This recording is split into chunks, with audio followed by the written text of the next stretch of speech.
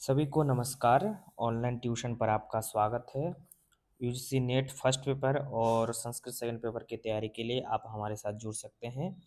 Channel को अवश्य subscribe करके और क्वेश्चन सीरीज शुरू किया है टीचिंग एप्टीट्यूड से रिलेटेड, और ऑलरेडी 2 वीडियो में हम लोग 60 क्वेश्चन कर चुके हैं।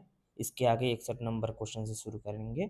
यदि आपने पिछले 2 वीडियो नहीं देखे हैं तो प्लीज़ प्लेलिस्ट में जा कर के अवश्य देखें। चलिए शुरू करते हैं। तो सबसे पहला क्वेश्चन है कि शिक्षक निम्नलिखित में से किस प्रकार की कार्यशैली को अपनाकर छात्रों के साथ घनिष्ठता स्थापित कर सकता है। तो बताएं किस प्रकार का किस प्रकार की शैली अपनाकर। तो क्या हो जाएगा इसका आंसर? तो इसका आंसर हो जाएगा ऑप्शन नंबर ए, एक मार्गदर्शक की भूमिका निभाकर सहायता करने के लिए इच्छुक होना, है ना। मार्गदर्शक की भूमिका निभाएगा तभी वो छात्रों के साथ घनिष्ठता स्थापित कर सकता है। आगे क्वेश्चन है कि निम्नलिखित में से शिक्षक की गुणवत्ता का आकलन करने के लिए सबसे उपयुक्त विधि कौन सी है। देखो, आज तक हमने आकलन छात्रों का ही किया है, लेकिन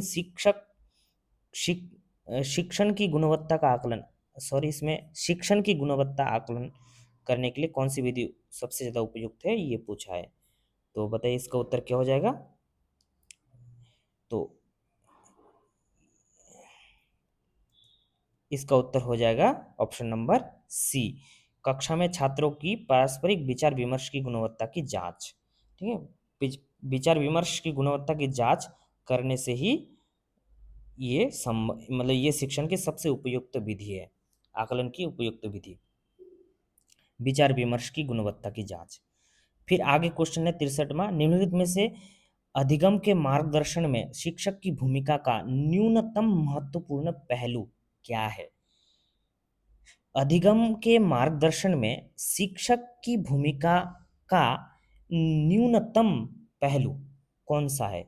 तो इसका आंसर हो जाएगा ऑप्शन नंबर ए, निजी जीवन में आने वाले बाधाओं को नियंत्रित करने की अंतर्दृष्टि का विकास करना।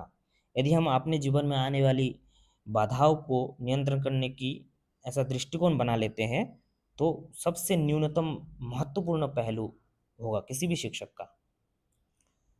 फिर आगे है, निम्नलिखित में से उच्च शिक्षा में शिक्षक की कौन सी मुख्य भूमिका नहीं होनी चाहिए।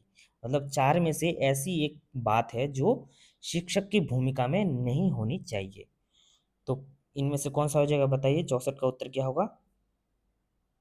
तो इसका उत्तर हो जाएगा ऑप्शन नंबर डी, छात्रों को अपनी निजी समस्याएं हल करने में सहायता करना। नहीं, छात्रों को जानकारी प्रदान करना, बिल्कुल ये तो होना ही चाहिए शिक्षक में। छात्रों में स्वयं सीखने की प्रवृत्ति को बढ़ावा देना बिल्कुल होना चाहिए। छात्रों के बीच स्वस्थ प्रतिस्पर्धा को प्रोत्साहित करना बिल्कुल सही। तो निजी समस्या, देखो जो पर्सनल लाइफ होते हैं, पर्सनल जो समस्या है उसमें दखलंदाज किसी भी शिक्षक को नहीं करना चाहिए। फिर 65 में है, निम्नलिखित गतिविधियों को कक्षा संचार के तार्किक क्रम में क्रमबद्ध कीजिए। मतलब कक्षा का संचार हो रहा है, मतलब कक्षा में शिक्षण कार्य हो रहा है, तो इसका तार्किक क्रम क्या होना चाहिए किसी भी शिक्षक के लिए। तो इसका आंसर क्या हो जाएगा 65 का ऑप्शन नंबर बी, सबसे पहले योजना तैयारी। योजना और तैयारी पढ़ाने से पहले योजना ही बनाना पड़ता है, उसके बाद सामग्री की प्रस्तुति, फिर एक एक सामग्री को इकट्ठा करना पड़ता है, उसके बाद जो भी कार्य हुआ कार्य का विश्लेषण, मतलब कक्षा शुरू करते हैं, और जैसे कक्षा शुरू करते हैं उसके बाद लास्ट में संशोधन या सुधार करते हैं। यदि कोई त्रुटियां गलतियां हो जाते हैं तो संशोधन करते हैं। फिर आगे, निम्नलिखित में से कौन सा कथन प्रभावी शिक्षण को इंगित नहीं करता। याद रखिएगा, प्रभावी शिक्षण और नहीं करता, इंगित नहीं करता, इनमें से कौन सा हो जाएगा उत्तर बताइए, कौन सा उत्तर होगा। तो 66 का हो जाएगा ऑप्शन नंबर बी, एक शिक्षक अपने छात्रों में त्रुटि ढूंढता है। तो ये तो बिल्कुल सही नहीं है। फिर यदि कुछ छात्र परीक्षा में असफल होते हैं तो निम्नलिखित में से इसको किसकी त्रुटि माननी चाहिए। छात्र परीक्षा में असफल हुआ तो इसमें किसकी त्रुटि है। शिक्षक की, आचार्य की, स्वयं छात्र की, इस बात का सामान्यीकरण नहीं किया जा सकता। इनमें से कौन सा हो जाएगा? तो 67 का उत्तर हो जाएगा ऑप्शन नंबर डी। इस बात का सामान्यीकरण नहीं किया जा सकता। देखो, छात्र असफल हुआ तो शिक्षक की भी त्रुटि हो सकती है, बिल्कुल हो सकती है, लेकिन स्वयं छात्र की भी हो सकती है। मान लो कि शिक्षक बहुत अच्छा है, शिक्षक ने बहुत अच्छे से पढ़ाया, मेहनत किया, लेकिन छात्र मेहनत नहीं किया, तो दिक्कत। तो इसीलिए केवल शिक्षक की गलती नहीं कह सकते, केवल छात्र की गलती नहीं कह सकते, तो इसीलिए ये हो जाएगा उत्तर। इस बात तक सामान्यीकरण नहीं किया जा सकता। फिर आगे है, एक शिक्षक छात्रों का ध्यान आकर्षित करने में सक्षम नहीं है। ऐसी स्थिति में शिक्षक को कौन सा कदम उठाना चाहिए? छात्रों का ध्यान आकर्षण करने के लिए शिक्षक को क्या करना चाहिए? बेसिकली ये बात है। तो इसका आंसर हो जाएगा ऑप्शन नंबर ए। अपने शिक्षण विधि का मूल्यांकन करें और उसमें आवश्यकता के अनुसार सुधार करें। फिर आगे चलते हैं। आगे है 69वां, एक शिक्षक का प्राथमिक कार्य क्या है? बताइए प्राथमिक कार्य क्या है? तो ये हो जाएगा ऑप्शन नंबर बी, छात्रों का मार्गदर्शन करना और सीखने के लिए प्रेरित करना। निम्नलिखित में से कौन सा कथन शिक्षक व्यवहार एक असफल शिक्षक व्यवहार के आयाम को चित्रित करता है? असफल शिक्षक व्यवहार को बताता है, कौन सा कथन? तो 70 का आंसर हो जाएगा ऑप्शन नंबर सी, छात्रों के प्रति उदासीन रवैया और पूर्ण रूप से दिनचर्या पर केंद्रित। फिर आगे है, निम्नलिखित में से कौन सा कथन एक अच्छे शिक्षक के संदर्भ में सही है? तो कौन सा कथन सही है? 71 का हो जाएगा ऑप्शन नंबर डी, उपरोक्त सभी सारी चीजें होनी चाहिए। फिर निम्नलिखित में से एक नए शिक्षक के लिए कौन सा वांछनीय उत्तरदायित्व है? शिक्षक के लिए उत्तरदायित्व कौन सा है? तो ऑप्शन नंबर हो जाएगा इसका बी, मतभेदों के होते हुए भी साथी शिक्षक के साथ सहयोग करना। एक तरह से सहयोग करना ही शिक्षक का उत्तरदायित्व है। फिर है, निम्नलिखित में से शिक्षक के लिए प्रारंभिक अवस्था में विफलता का मुख्य कारण किस क्षेत्र से संबंधित है?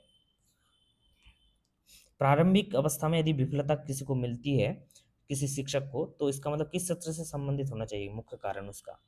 तो 73 का आंसर हो जाएगा ऑप्शन नंबर सी, शिक्षक का ज्ञान। फिर निम्नलिखित में से किसको मुक्त प्रगति शिक्षा पर आधारित मीर मबका स्कूल विचारधारा का प्रतिपादक कहा जा सकता है? मीर मबका, तो ये ध्यान रखिएगा, मीर मबका इसका प्रतिपादक कौन है? तो वेरी वेरी इंपॉर्टेंट है, इसका प्रतिपादक है श्री अरविंदो। फिर निम्नलिखित में से एक नए शिक्षक के लिए सफलता का महत्वपूर्ण कारक कौन सा है? तो क्या हो जाएगा? 75 का हो जाएगा ऑप्शन नंबर सी, शिक्षक का अपना व्यक्तित्व और कक्षा को समायोजित करने की क्षमता। फिर आगे है, निम्नलिखित में से उच्च शिक्षण संस्थान में कार्यरत शिक्षक के लिए खाली समय में करने के लिए सबसे अच्छा विकल्प क्या है? उच्च शिक्षण संस्थान में खाली समय में एक शिक्षक क्या कर सकता है सबसे अच्छा? तो 76 का आंसर हो जाएगा, ऑप्शन देख लीजिए, ये दो है और आगे दो है, तो सबसे अच्छा हो जाएगा अनुसंधान करना, क्योंकि उच्च शिक्षण संस्थान अनुसंधान करने के लिए बनाया गया है। फिर है, टाइलर मॉडल के अनुसार निम्न में से पाठ्यक्रम के मुख्य घटक कौन से हैं? पाठ्यक्रम के मुख्य घटक, तो 77 का आंसर क्या हो जाएगा? ऑप्शन नंबर बी, उद्देश्य, शैक्षिक अनुभव, अनुभव का प्रभावी संगठन, लक्ष्य का सत्यापन। फिर आगे है, अनुभवी शिक्षकों को एक विषय पर विस्तृत योजना तैयार करने की आवश्यकता नहीं होती, क्योंकि क्यों योजना बनाने की आवश्यकता नहीं होती अनुभवी शिक्षकों को, ये पूछना चाह रहा है। तो इसका आंसर हो जाएगा ऑप्शन नंबर डी, क्योंकि अनुभव से विशेषज्ञता प्राप्त कर लेते हैं और वो इसका संक्षिप्त प्रारूप तैयार कर सकते हैं। तो जब विशेषज्ञता होता है तो उसको फिर बनाने की जरूरत ही क्या है, वो मन ही मन सब कुछ तैयार रहता है।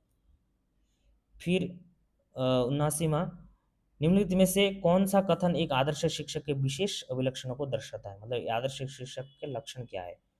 तो इसका उत्तर हो जाएगा ऑप्शन नंबर सी, एक मित्र दार्शनिक मार्गदर्शक की भांति व्यवहार करता है। निम्नलिखित में से किन कारणों की वजह से शिक्षा का क्षेत्र संघर्षों और भ्रांतियों से घिर चुका है? किन किन कारणों से? तो 80वां हो जाएगा ऑप्शन नंबर बी, समस्याओं के निदान के लिए कठोर वैज्ञानिक जांच का अभाव। तो वो समस्या तो है और उसका निदान निदान निदान की कमी है। तो निदान की कमी का कारण क्या है कि वैज्ञानिक जांच, मतलब कि वैज्ञानिक रिसर्च शोध की कमी की वजह से ऐसा हो रहा है। फिर निम्नलिखित में से एक शिक्षक को पाठ योजना के परिचयात्मक अंश में छात्रों से क्या अपेक्षा रखनी चाहिए? पाठ योजना के पाठ योजना के परिचयात्मक अंश में, मान लो कि परिचय बोलने के लिए कहा जा रहा है, तो उसमें छात्रों से क्या अपेक्षा अपेक्षा रखनी चाहिए बताइए। तो 81वां का आंसर हो जाएगा ऑप्शन नंबर सी, ध्यान आकर्षित करना। 82वां का, प्रौद्योगिकी के विकास को ध्यान में रखते हुए भविष्य में एक शिक्षक की क्या भूमिका होनी चाहिए? प्रौद्योगिकी मतलब एआई वगैरह, ये सब मशीन लर्निंग वगैरह, तो इसको इसका ध्यान रखते हुए एक शिक्षक की भविष्य की क्या भूमिका होनी चाहिए भविष्य में? तो क्या हो जाएगा आंसर बताइए इसमें से। तो 82 का आंसर हो जाएगा ऑप्शन नंबर सी, छात्रों का मार्गदर्शन करना। फिर निम्नलिखित में से कौन सा शिक्षण अधिगम का स्तर नहीं है? अब शिक्षण अधिगम का स्तर नहीं है, विभेदन स्तर, क्योंकि स्मृति भी है और बोध भी है, चिंतनशील भी है, तो विभेदन नहीं है, तो ये हो जाएगा उत्तर। 84वां, शिक्षण उद्देश्यों के आधार पर किए गए ब्लूम वर्गीकरण में विभिन्न ज्ञान क्षेत्र है। निम्नलिखित में से संज्ञानात्मक ज्ञान क्षेत्र के विषय क्षेत्र में आते हैं। संज्ञानात्मक ज्ञान क्षेत्र में कौन कौन से आते हैं? 84 का उत्तर हो जाएगा ऑप्शन नंबर ए, विचार। केवल विचार आते हैं संज्ञानात्मक ज्ञान क्षेत्र में। फिर निम्नलिखित में से किस महापुरुष ने एकीकृत शिक्षा की अवधारणा, याद रखिएगा एकीकृत शिक्षा की अवधारणा किसने दी? तो 85 का उत्तर हो जाएगा, वेरी वेरी इंपॉर्टेंट है, श्री अरविंदो। याद रखिएगा, अभी अभी हमने अरविंदो के दो पढ़े, एक एकीकृत शिक्षा की अवधारणा, एक एक क्या था, आ, वो था, मैं भी भूल रहा हूँ, मरग, ऐसा कुछ था। तो आप लोग देख लीजिएगा, अभी 3-4 क्वेश्चन पहले हम लोगों ने पढ़ा। 86वां क्या है, शिक्षा के स्तर को कैसे ऊपर उठाया जा सकता है बताइए। तो इसका आंसर हो जाएगा ऑप्शन नंबर ए, अच्छे शिक्षकों की नियुक्ति से। निम्नलिखित में से आज के शिक्षक को कक्षा शिक्षण को प्रभावी ढंग से समायोजित करने के लिए किस कौशल की आवश्यकता है? प्रभावी ढंग से समायोजित करना, कक्षा को यदि प्रभावी ढंग से हम समायोजित करना चाहते हैं तो कौन सा कौशल जरूरी, ये पूछ रहे हैं। तो इसका उत्तर हो जाएगा ऑप्शन नंबर सी, एक शिक्षार्थियों की आवश्यकताओं का ज्ञान, मतलब जैसे शिक्षा छात्रों को जो जरूरी है, जो आवश्यकता है, उसके हिसाब से ज्ञान देना, देंगे तो प्रभावी हो जाएगा कक्षा शिक्षा। अच्छा सॉरी, इसमें तो ये, हाँ है, ये सी वाला हो जाएगा, ये वाला। तो दो, मतलब ये कक्षा अधिगम में अच्छा, प्रौद्योगिकी का प्रयोग, प्रौद्योगिकी मतलब ये सब जिसको टेक्नोलॉजी का प्रयोग होना ही चाहिए, तभी प्रभावी होगा ना। फिर तीसरा भी होगा, और शिक्षण सामग्री में दक्षता, ये तीनों की तीनों चाहिए, तो ये सी हो जाएगा इसका आंसर। फिर 88 क्या है? 88 है कि एक शिक्षक का मूल कर्तव्य क्या है? तो इसका आंसर हो जाएगा ऑप्शन नंबर सी, छात्रों की बहुमुखी विकास, मतलब सर्वांगीण विकास करना, है ना।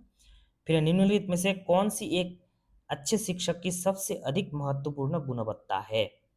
एक अच्छे शिक्षक के लिए सबसे महत्वपूर्ण गुण कौन सा होना चाहिए, ये पूछ रहे हैं।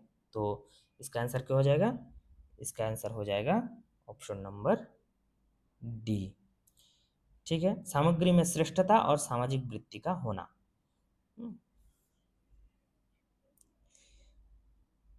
फिर आगे, निम्नलिखित में से एक शिक्षक के शिक्षण संस्था में समायोजन का प्राथमिक दायित्व किसका बनता है?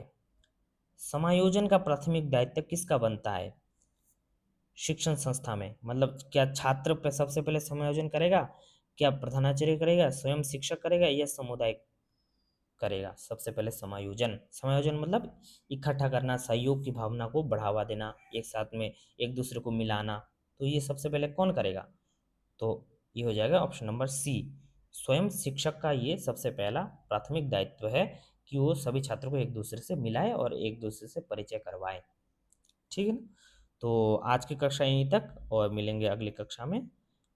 और यहाँ तक बनने के लिए आपका बहुत बहुत धन्यवाद। सब्सक्राइब फॉर मोर वीडियोस और लाइक शेयर कमेंट ऑल्सो।